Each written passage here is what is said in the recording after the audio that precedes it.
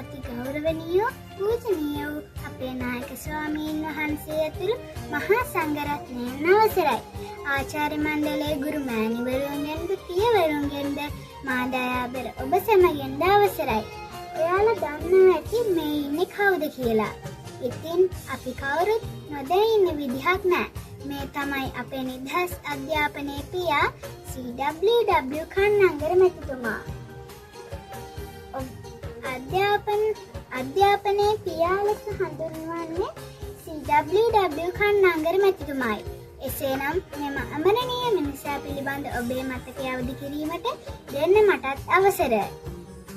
1884 දී උපත ලැබූ මෙතුමා කුඩා අවදියේ සිටම ඉගෙනීමට උපන් හපන්කමක් දැක්වුවා. අවුරුදු 12 දී ශිෂ්‍යත්වයක් දිනා ගනිමින් ගාල්ල රිච්මන්ඩ් විද්‍යාලයට ඇතුළත් වීමට වාසනාව ලැබුවා. පාසල් අධ්‍යාපන කටයුතු උසස් ලෙස නිම කළ මෙතුමා තම බුද්ධි මහිමය මනාව ප්‍රදර්ශනය කළා. අධ්‍යාපන ඇමති ලෙස ක්‍රියා කළ මෙතුමා නිදහස් අධ්‍යාපන පනත සම්මත කරමින් අපේ රටේ දුප්පත් දරුවන්ට විජයග්‍රහණයක් අත්කර දීමට සමත් වුණා. මෙතුමා මෙරට කරපු සේවයන් අතර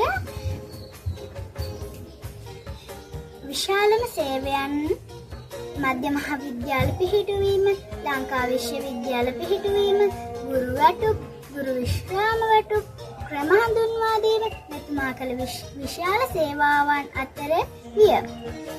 මෙතුමා මෙරට කරපු සේවයන් නිසා මෙතුමා අධ්‍යාපනයේ පියා ලෙස හඳුන්වනවා. ඉතින් අපි CWW කන්නංගර නාමයෙන් අපගේ මතකයේ තැන්පත් කරගනිමින් මව්බිම වෙනුවෙන් අමරණීය සේවයක් කරමු යයි පවසමින් මම නිහඬ වෙනවා.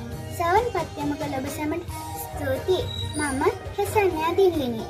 4 ශ්‍රේණියේ ඉගෙනුම ලබන්නේ.